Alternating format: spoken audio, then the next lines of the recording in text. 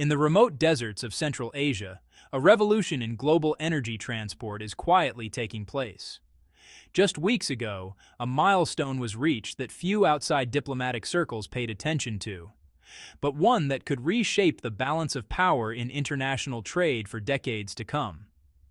A freight train, stretching hundreds of meters long and loaded with commercial goods, rolled out of western China. It crossed through the vast steppes of Kazakhstan, navigated the ancient trade routes of Uzbekistan, passed through the gas-rich plains of Turkmenistan, and 15 days later arrived in Tehran, the political heart of Iran. This wasn't just another cargo delivery, it was the physical manifestation of a strategic partnership that directly challenges decades of American economic dominance in the Middle East. What makes this railway extraordinary isn't just its speed or efficiency, it's what it represents, a land-based alternative to one of the most vulnerable and contested maritime routes in the world. And critically, it's a transportation corridor that exists entirely beyond the reach of American naval power. For comparison, traditional sea shipments from Chinese ports to Iran take approximately 40 days. Vessels must navigate through the Strait of Malacca, one of the world's busiest and most strategically sensitive choke points, then traverse the Indian Ocean, pass through the Arabian Sea, and finally enter the Persian Gulf via the Strait of Hormuz, another geopolitical flashpoint. That's 40 days of vulnerability, 40 days of potential interdiction, 40 days where ships can be tracked, sanctioned, or seized. The new railway cuts that journey down to just 15 days, 25 days saved. But more importantly, 25 days removed from American surveillance and control. Here's what makes this even more significant. These trains don't just carry Chinese electronics and manufactured goods westward. On the return journey, they're designed to transport Iranian crude oil back to China. It's a complete self-sustaining trade loop that functions entirely on land, beyond the reach of naval blockades and maritime sanctions. This development arrives at a moment of maximum tension. Just this February, the United States announced yet another escalation in its decades-long campaign to strangle Iran's oil economy. The White House rolled out a comprehensive package of financial sanctions specifically targeting Iran's petroleum sector. The stated objective was brutally straightforward: cut off Iran's economic oxygen supply by preventing its oil from reaching international markets. The sanctions weren't abstract policy statements. They named names. More than 20 companies and individuals found themselves on America's blacklist, accused of facilitating the movement of millions of barrels of Iranian crude oil to Chinese refineries. The message was unmistakable. The United States was specifically trying to sever the energy connection between Tehran and Beijing. But as this new railway demonstrates, geopolitical chess is a game played on multiple boards simultaneously. While Washington tightened its maritime noose, Beijing and Tehran were quietly constructing an overland escape route. So how did we get here? What is this railway really about? And why does it represent such a fundamental challenge to American strategic interests? To understand the present, we need to look back at the extraordinary energy relationship that has developed between China and Iran over the past 2 decades and the relentless American campaign to destroy it. Iran sits atop one of the planet's most valuable geological formations. According to official assessments from the United States Energy Information Administration, an agency not known for inflating Iranian capabilities, the country possesses proven oil reserves of approximately 157 billion barrels. To put that in perspective, that represents roughly 9% of every drop of proven oil reserves on Earth. That's not just a large number. It's a strategic asset of almost unimaginable value. Those reserves, if used to supply global demand at current consumption rates, could theoretically fuel the entire world economy for 5 years straight. It's the kind of natural wealth that shapes geopolitics, that starts wars, that determines which nations rise and which fall. Currently, Iran's petroleum industry can extract and process between 3.5 to 4 million barrels of crude oil every single day. The vast majority of this production flows eastward, primarily to Asian markets, with massive and growing energy appetites. China, India, and Turkey lead the list of consumers. But here's where the story becomes complicated. For more than 4 decades, the United States has made it a centerpiece of its Middle Eastern policy to control, limit, and whenever possible, completely shut down Iran's ability to sell its oil. The reasons are, well, pretty complex. A mixture of geopolitical rivalry dating back to the 1979 Islamic Revolution, concerns about Iran's regional influence, its nuclear program, and its support for groups Washington considers terrorist organizations. Whatever the motivations, the tools of pressure have been consistent: economic sanctions, diplomatic isolation, and the threat of military force. In recent years, these efforts have, honestly, intensified dramatically.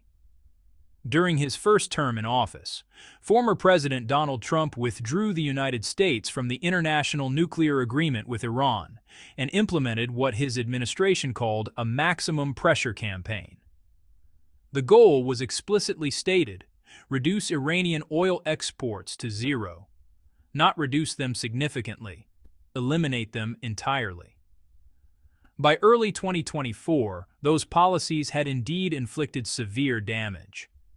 Iran's daily oil exports, which had previously averaged around 2.5 million barrels, plummeted to a fraction of that figure. The economic consequences inside Iran were catastrophic. Without oil revenue, the government couldn't maintain its budget. The national currency collapsed. Inflation surged past 40%. The cost of basic necessities, food, medicine, fuel, skyrocketed. For ordinary Iranians, life became measurably harder almost overnight.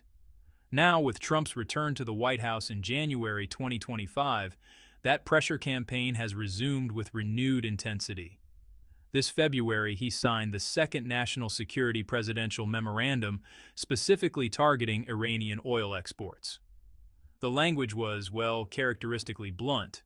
Any country, any company, any individual conducting business in Iranian petroleum would face consequences: sanctions, asset freezes, exclusion from the American financial system. The implicit target of these warnings was obvious to everyone watching. China has become Iran's dominant oil customer, purchasing more than 80% of Iranian crude exports. That amounts to roughly 1.5 million barrels flowing into Chinese refineries every single day. Trump made the subtext explicit on social media, warning that nations purchasing Iranian oil would find themselves cut off from commercial relationships with the United States. It was diplomatic language for an ultimatum: choose Iran or choose America. You can't have both. The China Connection, a partnership forged in defiance. Despite decades of American pressure, or perhaps because of it, Iran and China have steadily deepened their economic and strategic partnership. Far from isolating Iran, American sanctions may have actually accelerated Tehran's pivot toward Beijing. The foundation of this relationship was laid more than 2 decades ago. Back in 2002, China and Iran signed their first major long-term crude oil trade agreement, valued at $20 billion. At the time, it was a significant deal, but not yet the comprehensive partnership it would become. Over the following years, that initial agreement expanded dramatically. According to trade data, Iran now exports approximately 250 million barrels of crude oil to China annually. That works out to roughly 700,000 barrels per day, representing about 1/3 of Iran's total petroleum exports. But the relationship extends far beyond simple buying and selling. Chinese energy companies have secured development rights to 12 major oil and gas fields inside Iranian territory. These aren't just purchasing agreements. They're long-term extraction and development projects where Chinese firms provide exploration technology, mining expertise, technical support, and infrastructure construction. Industry analysts estimate that these 12 fields contain proven reserves exceeding 10 billion barrels of oil equivalent. The potential value of these assets, calculated over their productive lifetimes, could reach hundreds of billions of dollars. These are generational investments, the kind that signal long-term strategic commitment rather than short-term commercial opportunity. By the first quarter of 2025, the numbers had become even more striking. 80% of all Iranian oil exports were flowing to China, an average of 1.5 million barrels daily. The more Washington squeezed, the more Tehran leaned on Beijing. It's a pattern that confounds American policymakers, but makes perfect strategic sense from an Iranian perspective. When your traditional markets are closed by American pressure, you consolidate your relationship with the one major power willing to defy Washington's sanctions regime. Then came the truly significant development. In March 2021, China and Iran signed what they called a Comprehensive Strategic Partnership Agreement, a 25-year cooperation framework with an estimated total investment value of $400 billion. The scope was, honestly, breathtaking: energy development, transportation infrastructure, port construction, telecommunications networks, and industrial projects. But buried within that massive agreement was a clause that sent shockwaves through international financial circles. China insisted that all oil transactions between the two nations would henceforth be conducted in Chinese renminbi, not American dollars. This seemingly technical detail about currency denomination is actually, well, profoundly significant. For more than 50 years, global oil trade has been overwhelmingly denominated in United States dollars, a system that gives Washington enormous leverage over the international economy. When countries need dollars to buy oil, they must maintain dollar reserves, use American banks, and operate within American financial networks. This petrodollar system is one of the foundational pillars of American global economic power. Iran and China's decision to trade in renminbi directly challenges that system. If other oil-producing nations and large consumers follow their example, and there are signs some may be considering it, the dollar's special status in energy markets could begin to erode.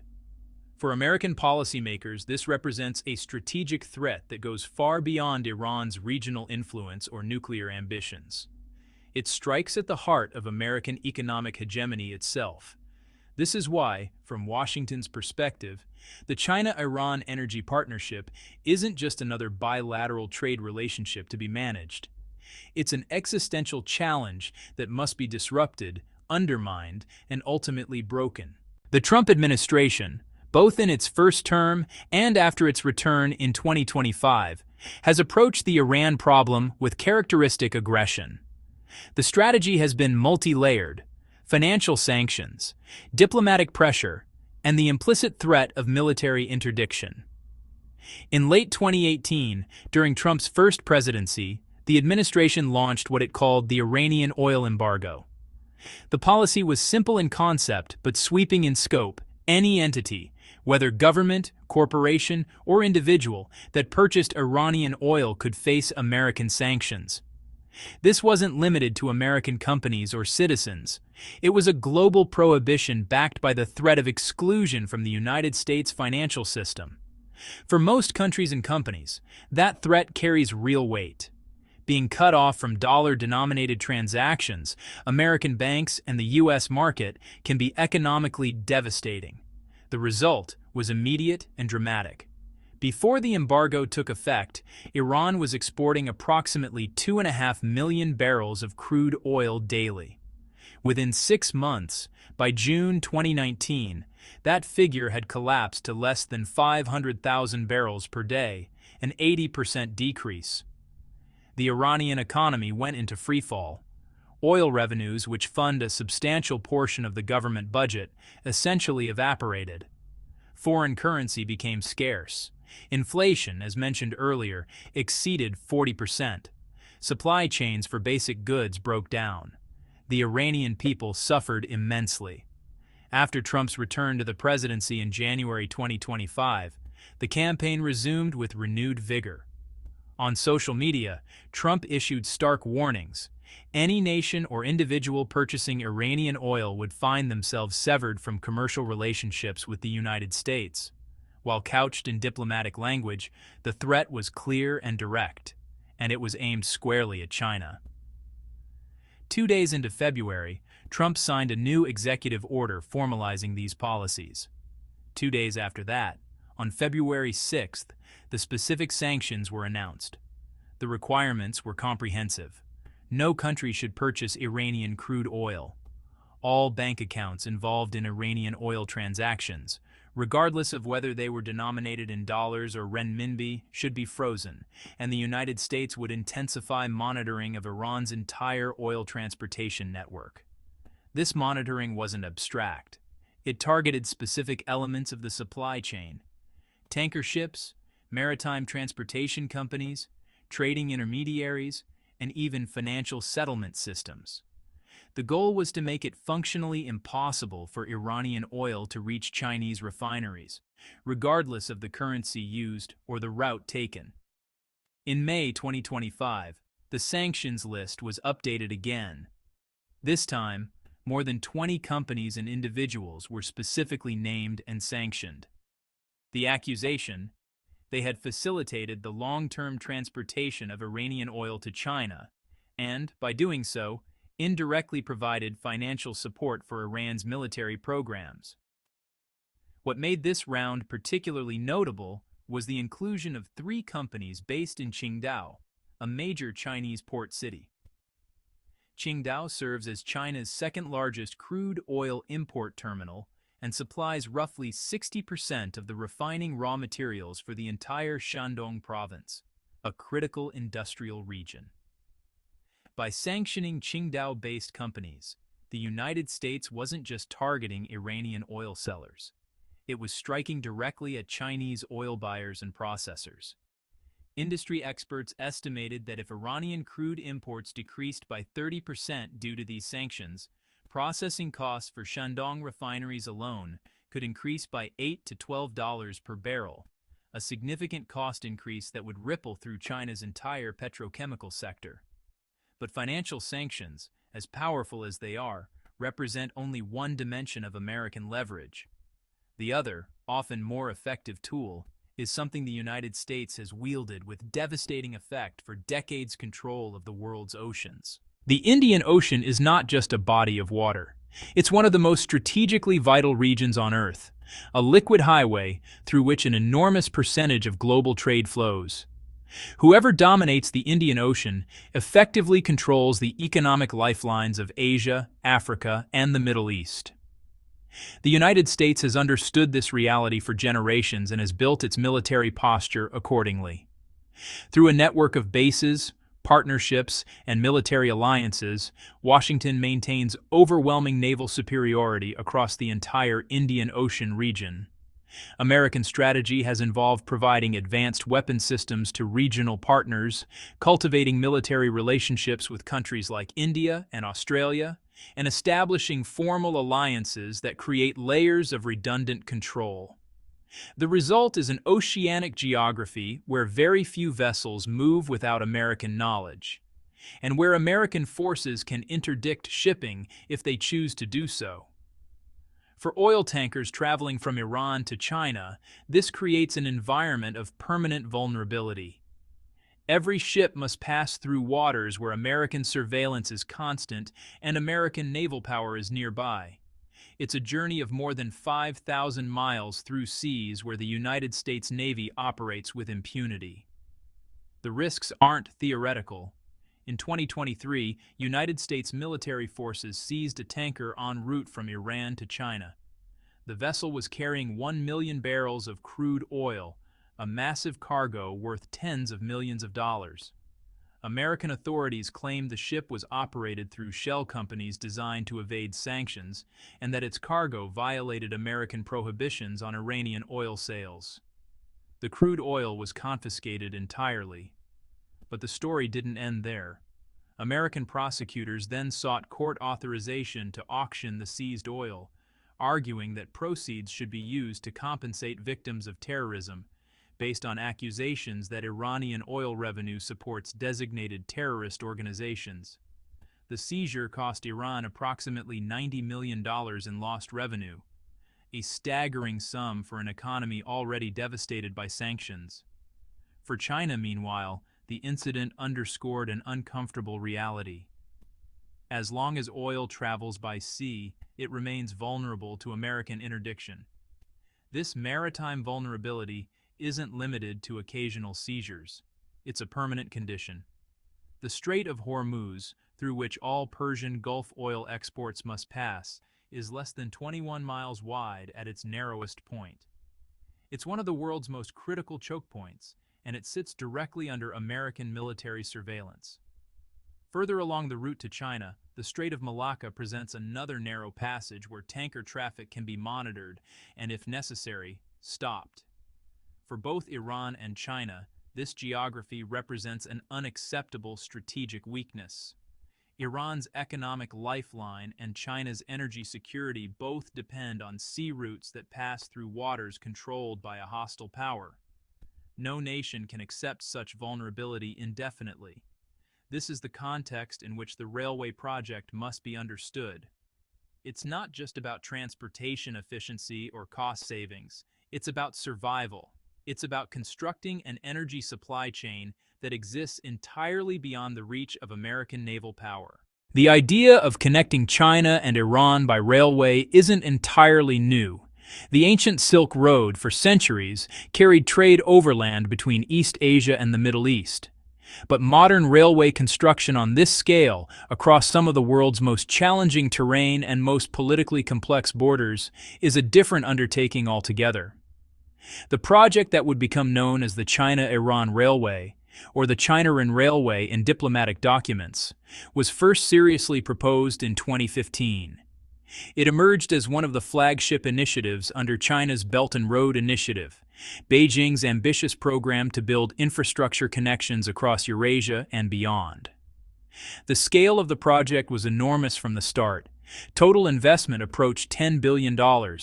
Construction officially began in 2016, though preliminary planning and diplomatic negotiations had been underway for years prior. The route itself represents a masterpiece of logistical planning. Trains depart from western China, traverse the vast territory of Kazakhstan, the world's 9th largest country by land area, then continue through Uzbekistan's agricultural heartland, cross into Turkmenistan's desert expanses, and finally enter Iranian territory before reaching Tehran. Future plans envision extending the network even further. The long-term vision includes branches to Turkey, Azerbaijan, and potentially connections to European rail networks. If fully realized, this would create a continuous land transportation corridor stretching from the Pacific coast of China to the Atlantic shores of Europe. A modern Silk Road built not with caravans but with steel rails and diesel locomotives. After years of construction, diplomatic coordination, and technical challenges, the railway was formally incorporated into the China-Iran Comprehensive Strategic Partnership Agreement in 2021. The first successful test run occurred in July 2024, when a freight train completed the entire journey from China to Tehran, proving the route's viability. Then, just last month, came the symbolic milestone. A commercial freight train departed from western China, loaded with export goods destined for Iranian markets. 15 days later, it arrived in Tehran. This wasn't a test or a demonstration. It was a regular commercial service, the first of what both nations hope will become a steady stream of railway traffic. But here's what makes the system truly revolutionary from a strategic perspective. These trains operate as two-way transportation corridors. Chinese manufactured goods, electronics, machinery, and industrial products travel west into Iran and Central Asian markets. On the return journey, those same trains can carry Iranian petroleum products, crude oil, refined fuels, petrochemicals, back to Chinese refineries and chemical plants. It's a completely integrated supply chain, a closed loop of trade that functions entirely on land, passing through countries that are either aligned with China or at least not hostile to Iranian interests. Not a single mile of ocean to cross, not a single maritime choke point to navigate, no vulnerability to naval interdiction. The time savings alone are remarkable. As mentioned, traditional sea routes require approximately 40 days of transit. The railway cuts that to 15 days, a 62% reduction in transportation time. In commercial terms, that means faster delivery, reduced capital tied up in transit, lower inventory costs, and improved supply chain efficiency. But the cost savings extend beyond just time. Maritime shipping involves port fees, insurance premiums that account for piracy and seizure risks, the operational costs of running massive tanker vessels, and the constant risk of sanctions-related complications that can strand ships or cargoes indefinitely. Railway transport eliminates many of these variables. The infrastructure is fixed, the routes are predictable, the costs are more transparent and controllable, and critically, the entire supply chain operates beyond American jurisdiction. Let's examine the commercial impact in concrete terms. Before the railway's full operationalization, Iran was already exporting more than 150 million barrels of oil to China annually. That represents roughly 80% of Iran's total petroleum exports, a massive concentration of a single trade relationship. However, every single one of those barrels traveled by sea. Every tanker faced the risk of interdiction in the Strait of Hormuz or the Strait of Malacca. Every cargo was vulnerable to sanctions-related seizure. The insurance costs alone for these high-risk shipments added significantly to the total transportation expense.